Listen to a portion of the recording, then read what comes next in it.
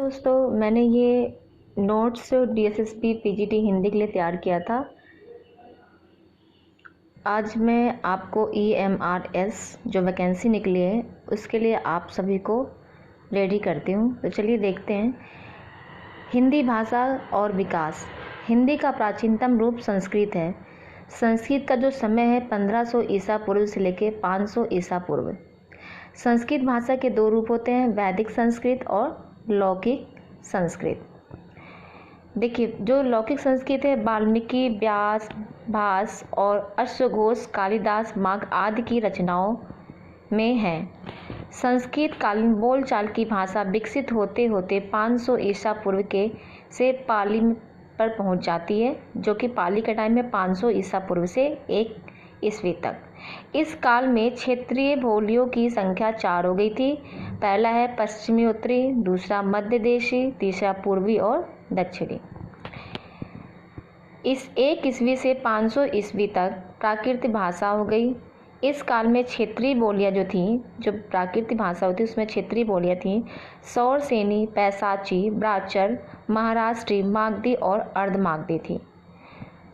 प्राकृत से अपभ्रंश 500 ईसा से 1000 ईस्वी तक इसका टाइम है। प्राकृत से अपभ्रंश का प्राकृत जो है आपको पूर्वी और पश्चिमी से निकला है। प्राकृत के मुख्यतः 5 क्षेत्रीय रूप तथा 9 आर्य भाषाएं हैं। तो अपभ्रंश देख लेते हैं। जो अपभ्रंश से निकली है सौरसेनी और पैसाची। आधुनिक भाषाएं तथा उपभाषाएं पश्चिमी हिंदी, राजस्थानी, पहाड़ी, गुजराती, लहंदा, पंजाबी। आगे देखते हैं।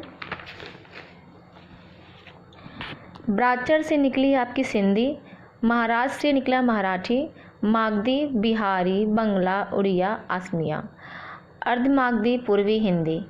ठीक है। हिंदी भाषा का विकास उद्भव अपभ्रंश के सौरसेनी, अर्धमागधी और मागधी रूपों से हुआ है। अपभ्रंश मध्यकालीन आर्य भाषा की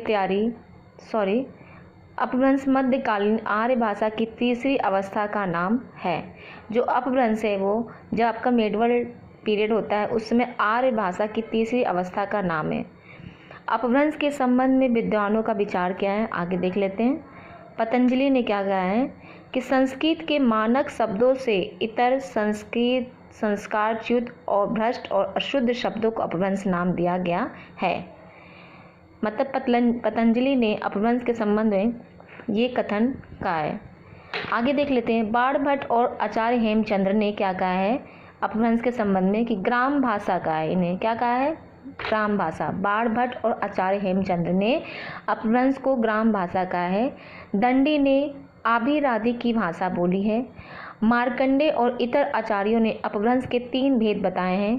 पहला है नागर जो गुजरात की बोली है, उपनागर जो राजस्थान की बोली है, ब्राचर जो सिंध से बोली जाती है। अब आगे देख लेते हैं। राजस्थान को अपभ्रंश को जेठी बेटी माना जाता है। मतलब जहाँ राजस्थानी भाषा होती है वहाँ पे अपभ्रंश को जेठी बेटी माना जाता है। कालिदास के सिद्धों के चर्यापदों, शिलालेखों आदि में अपभ्रंश का वर्णन है। अपभ्रंश की विशेषताएं देख लीजिए। इसमें क्या होता है आपकी उकार बहुला भाषा थी, जैसे मनु को मन। ठीक है। ऋषि लिखा तो जाता था पर इसका उच्चारण री होता। अपभ्रंश में सब कुछ उल्टा फुल्टा गलत सा होता। आ ई उ ए ओ ह्रस्व एवं आ ई उ ए दीर्घ स्वर थे। री ए इतर सभी स्वर अनुनासिक रूप में प्रयुक्त थे। स्वर लोप एवं आगम की प्रवृत्ति बढ़ गई थी। व्यंजनों में क, कह, अड़, ह, नह, रह, म और ल ऐसे आधे व्यंजनों का प्रयोग अपभ्रंश में अधिक दिखेगा। तद्भव शब्दों की संख्या भी बहुत अधिक थी, क्योंकि ये वैसी अपभ्रंश को गलत कुछ मतलब उल्टा फुल्टा भाषा माना जाता था, इसलिए तद्भव शब्दों की संख्या इसमें अधिक थी।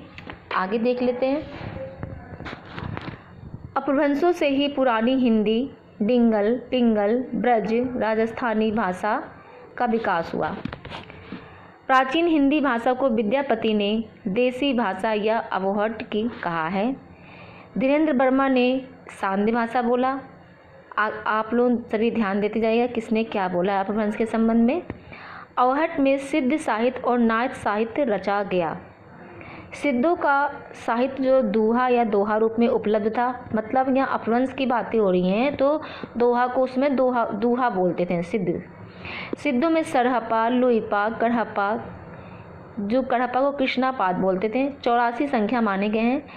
आगे देख लेते हैं। ईसा की 8वीं सदी में सिद्धों के बाद ब्रजयान से नाथ संप्रदाय का उद्भव हुआ। हठ योग के मार्ग का प्रतिपादन भी आपका नाथ संप्रदाय में हुआ था। नाथपंथी योगी को कनफटे या कनफड़े कहलाते हैं। नाथपंथी की जो भाषा थी वो पुरानी पश्चिमी हिंदी थी। विकास इसका नागर अपभ्रंश से हुआ। नागर अपभ्रंश कहाँ का था? गुजरात का। इस विकसित रूप सदुक्कड़ी भाषा। देखिए, नाथ साहित्य में गोरखपंथी साहित्य की रचना हुई। गोरखनाथ मत्स्येंद्र नाथ के शिष्य थे। अब देख लें नाथ साहित्य की मुख्य रचना देख लेते हैं आगे। वाणी ने बोध किया सार योग है। मैंने अपने तरफ से ट्रिक बनाया था, आप लोग अपना ट्रिक बना सकते हैं। वाणी ने बोध किया सार योग है, जिसके नीचे अंडरलाइन है वही इसका हेड है। गोरखनाथ वाणी, गोरख बोध, गोरख सार, गोरख योग, यानी कि वाणी बोध सार योग, वाणी बोध सार योग। तो चलिए आज की क्लास यहीं ख़त्म करते हैं।